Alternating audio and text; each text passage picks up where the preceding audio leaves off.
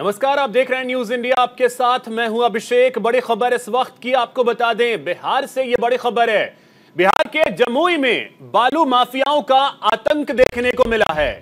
ये बड़ी खबर बिहार से इस वक्त की आपको बता रहे हैं। बालू लदे ट्रैक्टर ने पुलिस वाहन को टक्कर मारी है और इसमें एक दरोगा की मौत हो गई है।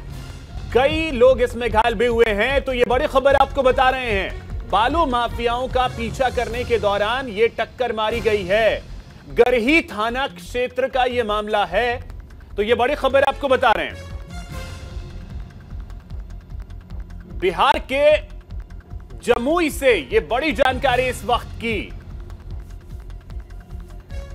तो इस वक्त हमारे एडिटर आशिफ इकबाल जी हमारे साथ जुड़ गए हैं। आशिफ जी, बिहार में और जमुई, क्योंकि लखीसराय और जमुई का जो एरिया है, बालू माफिया वहां हमेशा से सक्रिय रहे हैं। अब एक बड़ी खबर है कि जमुई में एक दरोगा को टक्कर मारी गई है और उनकी मौत हो गई है। बिल्कुल अभिषेक, देखिए, क्योंकि जिस तरह से आपने सही कहा, जिस इलाके की बात कर रहे हैं आप, उस इलाके को बहुत बेहतर जानते हैं, आप उस इलाके से आते हैं। साफ तौर पे आपने देखा है कि वहां पे कई बार कानून व्यवस्था को लेकर कई तरह के बड़े बड़े सवाल उठते रहे हैं। आप खुद जानते हैं कि कभी बिहार में जिस तरीके से बार बार ये कहा जाता रहा है कि बिहार में कभी इतने साल से जंगल राज रहा, बिहार में इस तरह से कानून व्यवस्था पे सवाल ही खड़े होते रहे, और बिहार की कानून व्यवस्था को दुरुस्त करने में इसमें कहीं दो मत नहीं था कि बार बार तारीफ के काबिल भी होते थे नीतीश कुमार। क्योंकि आपने भी कई बार, आपने भी जब लगातार वहां रिपोर्टिंग की है, आपने चीजों को देखा है, तो आपने भी कहा कि देखिए, अब पहले से और अब के बिहार में बहुत बदलाव था। लेकिन इस वक्त जब ये सरकार बदली, इस बार बीजेपी और जितने भी अपोजिशन के दल हैं वो काफी एग्रेसिव होकर ये बात कहते रहे कि एक बार फिर से कानून व्यवस्था पे सवाल उठने का समय आ गया है और सवाल खड़े हो रहे हैं। और कहीं ना कहीं से जिस तरीके से आज जो हुआ है अभिषेक, इसको बहुत ही गंभीरता से समझना होगा, लेना होगा, और तमाम बिहार वासियों को समझना होगा कि आखिर इस तरह की घटना फिर से पुनरावृत्ति कैसे हो सकती है, फिर से आखिर इस तरह की चीजें कैसे हो सकती हैं। जहां एक तरफ हम बिहार के लॉ एंड ऑर्डर को लेकर तमाम तरह की पीठ थपथपाने की काम करते हैं, हम खुद ही पीठ थपथपाते हैं। बिहार सरकार खुद कहती है कि उसने बिहार में बहुत बेहतर काम किया है, बिहार में इतने अच्छे काम किए हैं कि वो उपलब्धियां गिनाती है। लेकिन आप जरा सोचिए कि जिस पर कानून व्यवस्था को दुरुस्त रखने की जिम्मेदारी हो, जिसको कानून व्यवस्था को बेहतर करने की जिम्मेदारी हो, जो कानून के रक्षक माने जाते रहे हों, उनको इस तरीके से नृशंस हत्या कर देना, उनको इस तरीके से, और वो सिर्फ समझिए कि ये सिर्फ एक हत्या नहीं है, बल्कि ये बिहार सरकार। आशिफ जी, एक सेकंड में आपको रोक रहा हूं। देखिए, जमुई की हम बात कर रहे हैं और जमुई से ही सांसद हैं चिराग पासवान जी, वो हमारे साथ जुड़ गए हैं। चिराग जी, स्वागत करता हूं आपका न्यूज इंडिया पर। जी नमस्कार। एक बहुत बड़ी घटना है वो जमुई में घटी है, जहां एक दरोगा की, एक तरीके से हम कहें तो हत्या ही कहेंगे, क्योंकि ट्रैक्टर से कुचल करके उनकी मौत हुई है। पहला कमेंट इस पे आपका। देखिए, सबसे पहले तो जिस तरीके से इनकी हत्या हुई, मैं इनके परिवारजनों के प्रति अपनी संवेदना प्रकट करता हूं, पर साथ ही में ये बहुत बड़े प्रश्न इस घटना के साथ खड़े होते हैं, जिसको बार बार हम लोग उठाने का प्रयास कर रहे हैं। अवैध बालू खनन से जुड़ा हुआ विषय, ये हत्या भी उसी परिप्रेक्ष्य में हुई है। बिहार में अवैध बालू खनन का जो एक गोरख धंधा वहां पे चल रहा है, अब ये राज्य सरकार के संरक्षण में चल रहा है, मेरे मुख्यमंत्री के संरक्षण में चल रहा है। क्योंकि आए दिन बालू खनन से कुछ समय पहले मेरे ही संसदीय क्षेत्र में एक पुल पूरी तरीके से गिर गया, ध्वस्त हो गया। मुख्यमंत्री गए भी थे वहां पर उस पुल को देखने। पर ये तमाम घटनाएं, भले वो पुल गिरने की हो, भले वो बच्चों के डूब के मरने की हो, भले इस तरीके से ट्रक को भगाते हुए, दौड़ के लेके जाते हुए रास्ते में हत्याएं हो जाए, गाड़ी के नीचे लोग आ जाए, ये बहुत बड़ा धंधा बिहार में शुरू हो गया है। और जब तक इसके ऊपर कोई ठोस कार्रवाई नहीं होगी, आए दिन इस तरीके की घटनाएं हम लोग को देखने को मिल रही हैं। बिल्कुल, मैं बिहार सरकार और मुख्यमंत्री से आग्रह करूंगा कि इसके ऊपर ठोस कदम उठाने की जरूरत है और सख्त से सख्त कार्रवाई करने की जरूरत है। चिराग जी, हमारे एडिटर आशिफ जी भी जुड़े हुए हैं, वो भी आपसे सवाल लेना चाह रहे हैं। चिराग जी, आशिफ जी। बिल्कुल चिराग जी, सबसे बड़ी बात है कि आप बिहार में लगातार इस वक्त हैं और बिहार की तमाम कानून व्यवस्था पे आप कई तरह के सवाल खड़े करते रहे, क्योंकि साफ तौर पे आपको ये अंदेशा था। और जिस तरीके से ये हुआ, क्योंकि हम बार बार ये कह रहे हैं कि रक्षक की बात कर रहे हैं, आपने बिल्कुल सही कहा कि उनके परिवार के प्रति संवेदना है और हम सभी लोगों की है। लेकिन जिस तरीके से बिहार सरकार अपनी गाल खुद ही थपथपा रही थी, अपनी पीठ थपथपा रही थी और बार बार ये कह रही थी कि उसने कानून व्यवस्था को बहुत बेहतर कर दिया है, क्या आपको नहीं लगता कि ये कानून व्यवस्था जो बरकरार रखने की जो अपनी बात कह रहे थे वो लोग, उनके गाल पे तमाचा है? और खास तौर पे जब रक्षक ही वहां पे सुरक्षित नहीं रहेंगे तो फिर आखिर रहेगा कौन सुरक्षित? भाई, इससे बड़ा प्रमाण और क्या हो सकता है? जो लोग कानून व्यवस्था की दुहाई देते हैं, ये साफ प्रमाण है सामने, जिनके ऊपर हमारे प्रदेश को सुरक्षित रखने की जिम्मेदारी है। आज की तारीख में अगर वो लोग स्वयं सुरक्षित नहीं है, तो क्या ये कानून व्यवस्था के पूरी तरीके से धराशायी होने का प्रमाण नहीं है? ऐसे में जो सरकार अपनी पीठ थपथपाते नहीं थकती, उनसे ये सवाल खड़े होते हैं कि जहां आए दिन आम बिहारियों की हत्याएं हो रही हैं, जहां आए दिन कानून व्यवस्था की धज्जियां उड़ाई जा रही हैं, भले वो अपहरण को लेकर हो, लूटमार को लेकर हो, डकैती को लेकर हो, अवैध बालू खनन एक उसका सबसे बड़ा उदाहरण है। तो ऐसे में सवाल खड़े होते हैं, और ये सवाल यकीनन, देखिए मैं इसको कोई लीपापोती नहीं करना चाहता या एक दूसरे के ऊपर पासिंग द बक वाली बात नहीं है, बट ये कानून व्यवस्था पूरी तरीके से राज्य सरकार का विषय है। और मेरे मुख्यमंत्री, मेरे प्रदेश के मुख्यमंत्री होने के साथ साथ मेरे प्रदेश के गृह मंत्री भी हैं, तो यकीनन सवाल उन्हीं से बनता है और जवाबदेही भी उन्हीं की है। और ये जवाबदेही तय करने का समय है कि अगर आपसे बिहार नहीं संभल रहा, अगर आपको सिर्फ विधानसभा में खड़े होकर उल फजूल बातें ही करनी है और बिहार अगर आपसे नहीं संभल रहा, तो क्यों बिहार का नेतृत्व आप कर रहे हैं? क्यों नहीं आप अपने पद से इस्तीफा देते और कोई ऐसा जिम्मेदार व्यक्ति है जो कम से कम मेरे प्रदेश को संजो कर रखे, सुरक्षित रख सके? चिराग जी, बिल्कुल, क्योंकि आप वहां से खुद आते हैं, आप वहां से खुद सांसद हैं, आपने वहां की व्यवस्था को भी देखा है, कानून व्यवस्था को भी देखा, और कई बार आपको भी कई सारी तरह की परेशानियों से सामना करना पड़ा, ये हम लोग ने देखा है। लेकिन जिस तरीके से आपने अभी कहा कि मुख्यमंत्री को इस्तीफा दे देना चाहिए, क्या ये हम कोड कर सकते हैं कि चिराग पासवान ने सीधे तौर पे मुख्यमंत्री का इस्तीफा मांगा है कानून व्यवस्था के सवाल खड़े करते हुए? एब्सोल्युटली भाई, आप मुझे बताएं, बिहार में कौन नहीं जानता कि अवैध बालू खनन का ये धंधा, क्या ये सरकार के संरक्षण में नहीं हो रहा है? क्या स्थानीय प्रशासन को इस बात की जानकारी नहीं है? और बालू खनन आए दिन जो उससे हत्याएं हो रही है या उससे जो परेशानी हो रही है, वो तो एक तरफ, बट आप इसको लॉन्ग टर्म में आप देखिए, मेरे प्रदेश के लिए कितना बड़ा नुकसान है ये बालू खनन से। जिस तरीके से वाटर लेवल हम लोग का नीचे जा रहा है, आने वाले दिनों में हम आने वाली पीढ़ी को क्या सौंप कर जाएंगे? क्या बचेगा बिहार में? जिस तरीके से स्थानीय प्रशासन के संरक्षण में, उनकी देख रेख में, you can very well quote me when I से दिस, कि बिहार सरकार के संरक्षण में ये अवैध बालू खनन का ये गोरख धंधा चल रहा है। तो ऐसे में जिस मुख्यमंत्री की जिम्मेदारी प्रदेश को सुरक्षित रखने की हो, आने वाली पीढ़ी को एक बेहतर बिहार सौंप के जाने की हो, अगर वो ही बिहार को बर्बाद करने पे तुल जाए, तो ऐसे मुख्यमंत्री को एक मिनट भी अपने पद पर बने रहने का हक नहीं बनता है। चिराग जी, इसमें समस्या ये भी रही है कि बरनार नदी हो, क्यूल नदी हो या झांझी नदी हो, ये तीन प्रमुख नदियां हैं जिससे बालू का खनन होता है, और टेंडर को लेकर के हमेशा इश्यूज रहे। आज आप क्यूल नदी की स्थिति देखें जो कि विलुप्त होने के कगार पे है। क्यूल नदी को बचाना भी जरूरी है, बरनार को भी बचाना जरूरी है, झांझी को भी बचाना जरूरी है।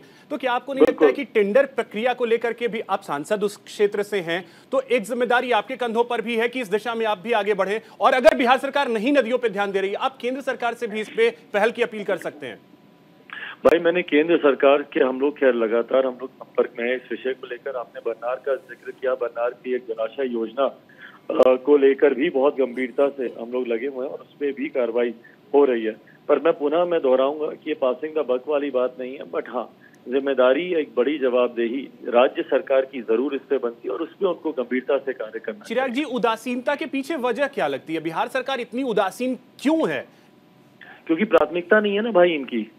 मेरे प्रदेश के मुख्यमंत्री की प्राथमिकता ही नहीं है, ना बिहार है ना बिहारी है। उनकी प्राथमिकता तो जात पात धर्म मजहब की राजनीति है। उनकी प्राथमिकता बिहारियों को जातियों में बांटने की, उनकी प्राथमिकता बिहारों को सांप्रदायिकता में बांटने की है। तो ऐसे में जिनकी प्रायोरिटी ही नहीं है बिहार या बिहारियों का विकास, तो वो इस तरफ ध्यान ही नहीं देंगे। मेरे मुख्यमंत्री को पता है भैया, इस समीकरण से नहीं तो उस समीकरण से हम चुनाव जीतेंगे। उनको पता है कि MY समीकरण से हम चुनाव जीत जाएंगे, इधर आएंगे तो दूसरा समीकरण बना के चुनाव जीत जाएंगे। जो मुख्यमंत्री बात बात पर पाला बदलने का काम करते हो, गठबंधन बदलने का काम करते हो, जिनकी प्राथमिकता सिर्फ अपनी कुर्सी को बचाए रखना हो, तो उनके लिए ये तमाम विषय चर्चा में नहीं है। कब आपने आखिरी बार सुना मेरे मुख्यमंत्री को इन सारे विषयों पे चर्चा करते हुए? कब उन्होंने बालू खनन को लेकर अपनी चिंता जाहिर की हो, या कब उन्होंने बिहार के विकास को या बिहारियों के विकास को, फॉर दैट मैटर अपराध या अपराधियों को लेकर कब आखिरी बार आपने मेरे मुख्यमंत्री को बातें करते हुए सुना होगा।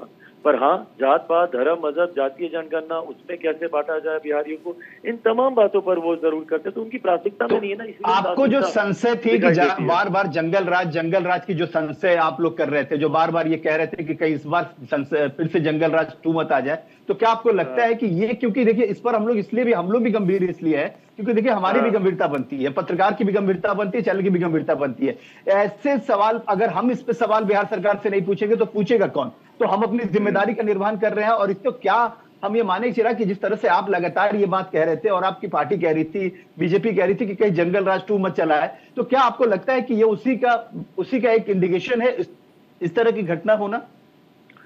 भाई मैं बोलूंगा तो कहा जाएगा कि शायद मैं विपक्ष में हूं और मैं राजनीति कर रहा हूं, बट आप ही मुझे बताइए, आप एक जिम्मेदार चैनल हैं और आप स्वयं इस बात को का आप आकलन कर सकते हैं। अगर ये जंगल राज नहीं है तो फिर और किसे जंगल राज कहा जाएगा, जहां आए दिन हत्याएं, लूटमार, डकैती, अपहरण चरम सीमा पर हो, जहां अपराधी बेखौफ घूम रहे हो, उन्हें बिहार सरकार, स्थानीय प्रशासन का संरक्षण मिल रहा हो। दिन दहाड़े बताइए बालू का ट्रक आप इस तरीके से आप लेकर जा रहे हैं, क्या ये नहीं दर्शाता कि अपराधियों का मनोबल कितना बढ़ गया? और जिस राज्य में अपराधियों का मनोबल बढ़ गया हो उसे जंगल राज की परिभाषा नहीं कहेंगे तो और किसे कहेंगे? बिल्कुल, ये बहुत बड़ी बात है। बिल्कुल चिराग जी, बहुत शुक्रिया, आपने विस्तार से एक एक चीज पर बात की। एक सवाल अभिषेक, एक सवाल चिराग जी, आखिरी सवाल आपसे मैं पूछना चाह रहा हूं, आपको आवाज मिल रही होगी मेरी? जी जी जी चिराग जी, एक आखिरी सवाल, क्योंकि देखिए आप व्यस्तता है आपकी और मैं जानता हूं कि इस वक्त इंपॉर्टेंट टाइम था आपका जो आपने न्यूज इंडिया को दिया। सिर्फ एक सवाल, क्या इसका सॉल्यूशन क्या नजर आ रहा है? इसके अगर आपसे क्योंकि एक सांसद है, जनप्रतिनिधि है, और इस वक्त जिस तरीके से बिहार में आप लगातार हर जिले के दौरे कर रहे हैं और वहां की जन समस्याओं को आप सुन रहे हैं, क्योंकि हमने बहुत सारी खबरें देखी है, दिखाई है, आपको क्या लगता है इसका सॉल्यूशन कैसे होगा? इसके समाधान की तरफ कैसे बढ़ा जाएगा? क्योंकि बिहार से बहुत मोहब्बत है तमाम लोग, और कानून का सख्ती से पालन, जब तक कानून का सख्ती से पालन नहीं किया जाएगा, मैं बालू खनन को ही लेकर मैं बोल रहा हूँ भाई, इसको भी लेकर कानून बने हुए हैं, पर जिस तरीके से स्थानीय प्रशासन के साथ भ्रष्टाचार पूरी तरीके से चरम सीमा पर है, लेन देन उनके साथ तय होकर उनके संरक्षण में जिस तरीके से अवैध खनन की बातें हों या अपराधियों को संरक्षण देने की बातें हों, तो जब तक कानून का सख्ती से पालन नहीं होगा, और मैं पुनः भारत का संघीय ढांचा है, फेडरल स्ट्रक्चर, ये बात किसी को समझाने की जरूरत नहीं है कि कानून व्यवस्था पूरी तरीके से राज्य सरकार का विषय है, तो जब तक कानून का सख्ती से पालन नहीं होगा, उसको इम्प्लीमेंट नहीं किया जाएगा धरातल पर, तब तक ऐसी घटनाएं होती रहेंगी। चलिए, बहुत शुक्रिया आपका, बहुत शुक्रिया चिराग जी हमारे साथ जुड़ने के लिए। आशिफ जी, अब मैं आपसे भी ये चीज समझना चाहूंगा, क्योंकि जिस जगह की हम बात कर रहे हैं, जिस एरिया की हम बात कर रहे हैं, मैंने टेंडर को लेकर के भी सवाल चिराग पासवान से पूछा। बिल्कुल, वहां सबसे बड़ी समस्या टेंडर की प्रक्रिया को लेकर के, अक्सर टेंडर की प्रक्रिया पर ही सवाल उठते रहे, जिसकी वजह से अवैध खनन करने वालों को कहीं ना कहीं हौसला मिलता है। और हम आए दिन देखते हैं बिहार की सड़कों पर, अगर आप ट्रैक्टर पे बालू लदा देखें, जिस रफ्तार से वो भागते हैं, क्योंकि उन्हें डर होता है पकड़े जाएंगे, वो कई लोगों की जान लेता रहा है। मैं उस क्षेत्र से आता हूं, मेरे गांव में कई लोगों को इस तरीके से गुजरना पड़ा है। निश्चित अभिषेक, मैं आपको बताऊं कि एक बात आपको भी याद होगा कि आपने बिल्कुल सही कहा, क्योंकि आपको याद होगा गंगा जल एक मूवी आई थी प्रकाश झा की जी, प्रकाश झा की उस मूवी का अगर उसको रूपांतरित करें तो आज की इस पूरी घटना कहीं ना कहीं उस मूवी को दर्शाता हुआ नजर आता है। क्योंकि आप याद कीजिए कि उसमें भी इसी तरह की चीजें थी, बालू के टेंडर माफियाओं ने जिस तरीके से लगातार वहां के पुलिस प्रशासन को और घुटनों पर रखा हुआ था, एक एसपी आते हैं और वो लगातार जिस तरह से फाइट करते हैं, उसके बाद वो पूरी घटनाक्रम आप देखिए कि जिस तरीके से, देखिए उनके हौसले कितने बुलंद है। हम बार बार, ये हमारा सवाल नहीं है, पूरे बिहार की जनता का, जनमानस का सवाल है बिहार सरकार से कि ये जरा बताइए कि उनके हौसले कितने बुलंद है कि रक्षक को ही उन्होंने साफ तौर पे उन्होंने मौत के घाट उतार दिया, जिसकी जिम्मेदारी है एक थाना इंचार्ज का। मतलब ये होता है कि उस पूरे जोन के, पूरे थाने के अंदर जितने भी लोग आते हैं उनके सबसे बड़े रक्षक के तौर पे माने जाते हैं। एसआई मतलब सब इंस्पेक्टर और दरोगा कहा जाता है उनको बिहार में, जिनको पूरी जिम्मेदारी होती है उस थाने की। अब उस थाने के सबसे जिम्मेदार आदमी की अगर हत्या, इतना निशंस हत्या कर सकते हैं वो लोग, वो इतने उनके हौसले बुलंद हो गए हैं कि सीधे तौर पे वो बिहार सरकार को चुनौती दे रहे हैं और कह रहे हैं कि बिहार सरकार को जो करना है करके दिखा दे, क्योंकि हम तो जो करेंगे वो साफ तौर पे है। और आपने ठीक कहा कि टेंडर को लेकर ये आप सोचिए ना कि बिहार सरकार और खासतौर पर नीतीश कुमार की अगर हम बात करें, 17 साल से मुख्यमंत्री हैं, किया क्या है इस पर इन्होंने? बहुत बार उन्होंने नए नियम, नए तमाम चीजें लागू करने की बात की है। नियम कह देना से नहीं होता है, नियम को लागू कराना पड़ता है, इंप्लीमेंटेशन कराना पड़ता है। आप उनको जाहिर है कि आपको कानून व्यवस्था को कायम रखना पड़ता है। कानून इकबाल से चलता है, ये बात साफ तौर पे सबको पता है कि अगर कानून व्यवस्था बेहतर होगी तो पीठ थपथपाई जाएगी, लेकिन आप खुद अपने गाल नहीं बजा सकते कि आपने कानून व्यवस्था बहुत बेहतर कर दिया। और इसका प्रमाण यह है कि एक नृशंस हत्या कर दी जाती है, और वो भी किसी आम व्यक्ति की नहीं, वो उस व्यक्ति की जो उस पूरे थाने की जिम्मेदारी निभाने वाला है, उस पूरे थाने में चाक चौबंद व्यवस्था करने वाला है, उस थाने के लोगों को ये एहसास दिलाने वाला है कि आप बेहतर हैं, सुरक्षित है, और सुरक्षा की जिम्मेदारी जिस व्यक्ति पर है उस व्यक्ति की नृशंस हत्या कर दी जाती है। इसलिए न्यूज इंडिया भी यह सवाल करता है कि आखिर बिहार सरकार सोई क्यों है? बिहार सरकार की तरफ से अभी तक कोई रिएक्शन नहीं आया अभिषेक, जिसके लिए बहुत अफसोसजनक है ये। बिल्कुल, देखिए कई बार ऐसा होता है ना आशिफ जी कि आपके पास जवाब होता नहीं है, करें तो करें क्या, उसमें एक विकल्प ये होता है कि मौन रह लें। वही वाली परिस्थिति जो है, क्योंकि ये कोई पहली घटना नहीं है। आपको याद होगा आशिफ जी, पटना में अगर दियारा क्षेत्र में चले जाएं तो एक तस्वीर बहुत वायरल हुई थी जब पटना के तत्कालीन एसएसपी जो थे, पूरे तैयारी के साथ उन्हें भागना पड़ा था, क्योंकि पूरी टीम के साथ वो गए थे दियारा क्षेत्र में। मनु महाराज उस समय एसएसपी हुआ करते थे और बालू माफिया फिर भी नहीं डरते थे, पुलिस पर फायरिंग कर रहे हैं, पुलिस को रिवर्स फायरिंग करनी पड़ती है। यह स्थिति अगर आज के डेट में एक बार फिर से वापस लौट रहा है, क्योंकि आप देखिए 2005 से 2010 को लेकर के हम जब ऑफलाइन भी चर्चा करते हैं तो अक्सर कहते हैं कि वो एक दौर था जब हमने देखा कानून को लेकर के कितना काम हुआ, वो खत्म क्यों हुआ? ये जवाब तो कम से कम बिहार सरकार दे दे। बेशक आपने बिल्कुल सही सवाल किया, बिल्कुल बहुत वाजिब। और क्योंकि देखिए इस पर हम नहीं कह रहे, ये तो विजुअल सभी लोग के सामने, वो आंखों के सामने वो दृश्य लोगों को याद आ जाता है। और आज की घटना पे चर्चा हम इसीलिए कर रहे हैं क्योंकि आज की घटना कहीं ना कहीं से उन तमाम चीजों को फिर से रिक्रिएट कर दिया। आप देखिए वो विजुअल भी हम लगातार बार बार दिखा रहे हैं, किस तरीके से पुलिस के आला अधिकारी आते हैं, वो गाड़ियां रुकती हैं और वो जिस तरह से उतरते हैं, फिर वो उनको ये अफसोस होता है। ये देखिए लोग किस तरीके से उन इंस्पेक्टर के पास जो लोग खड़े हैं, जो लोग उन दरोगा के पास खड़े हैं, वो किस तरीके से लोग अफसोस जता है। वो ये समझ ही नहीं पा रहे हैं कि उनके इलाके की रक्षा की जिम्मेदारी निभाने वाला, उनके इलाके के लोगों को ये कहने वाला कि आप बेफिक्र रहिए मैं हूं, वही शख्स नहीं है। और ये बिहार सरकार के गाल पे बहुत बड़ा करारा तमाचा है। बिहार सरकार ने अगर त्वरित 24 घंटे के अंदर उन अपराधियों को नहीं पकड़ा, उन पे कार्रवाई नहीं हुई, तो बिहार सरकार पे इससे ज्यादा शर्मसार करने वाली बात कोई नहीं हो सकती। और लगातार न्यूज इंडिया क्योंकि बार बार ये कहता है अभिषेक कि वो सरकार की बात करता है, सच के साथ खड़ा होता है, और वो कहता है कि जो सच होगा वो जरूर दिखाएंगे। हम किसी की सरकार से डरने वाले नहीं है। जब सवाल आम लोगों से जुड़ा होगा तो हम ठोक के और अच्छे तरीके से पुख्ता अंदाज में सवाल उठाएंगे। और ये देखिए हम इसीलिए लगातार ये सवाल खड़े कर रहे हैं कि आखिर बिहार सरकार सोई क्यों है? कानून व्यवस्था की बात करते हैं और कानून पे ही सब कुछ निर्भर होता है।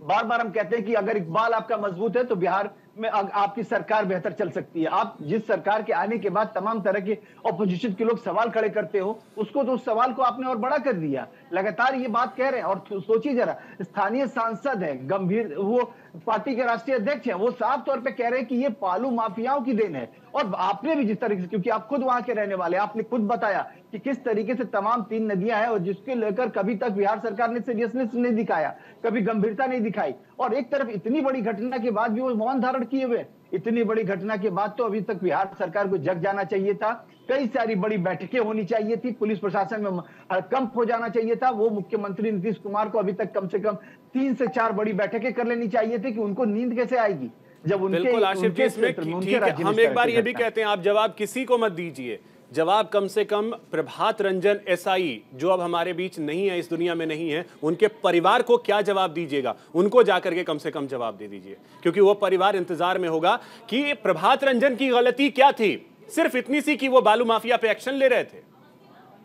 बेशक आपने बिल्कुल ठीक कहा। देखिए सबसे बड़ी चीज है, हम लोग भी इसीलिए यह सवाल खड़ा कर रहे हैं, हम लोग भी लगातार बिहार सरकार से यह सवाल कर रहे हैं, बिहार सरकार के तमाम जिम्मेदार लोगों से और मैं अपनी टीम को कहूंगा कि लगातार बिहार सरकार के तमाम अधिकारियों को फोन करें, उनको ये बताएं कि उनकी जिम्मेदारी है और उनको इस जिम्मेदारी का निर्वहन करना पड़ेगा। हम तमाम लोगों की एक मुखर आवाज बनना चाहते, हम बताना चाहते हैं कि बिहार सरकार इस तरह की इतनी बड़ी घटना के बाद सो नहीं सकती है, उसे जवाब देना पड़ेगा और जवाबदेही बनती है ये बिहार सरकार की, क्योंकि वो, मैं बार बार ये बात कह रहा हूं अभिषेक, और आप खुद भी इस बात को तस्दीक करेंगे, चिराग पासवान ने भी तस्दीक किया कि वो कोई आम शख्स नहीं है, वो शख्स है जो उस इलाके के रक्षा की जिम्मेदारी निभा रहा था, तमाम लोगों को सुरक्षित होने का एहसास करा रहा था। वो शख्स था कि जिसने ये साफ तौर पे ये कहा कि आप लोग सुरक्षित रहिए, मैं हूं, और वही शख्स को सीधे तौर पे कानून व्यवस्था पे ये करारा तमाचा है और बिहार सरकार को जगना पड़ेगा, इसमें जवाब देना पड़ेगा और हम जवाब लेके रहेंगे। ठीक है आशिफ जी, फिलहाल वक्त इतना ही है, हम इस सवाल को पूछते रहेंगे और कोशिश करेंगे कि जवाब इसके तलाशे जाएं। आपका बहुत शुक्रिया तमाम जानकारी के लिए, विस्तार से आपने चर्चा की। फिलहाल इस बुलेटिन में इतना ही, नमस्कार।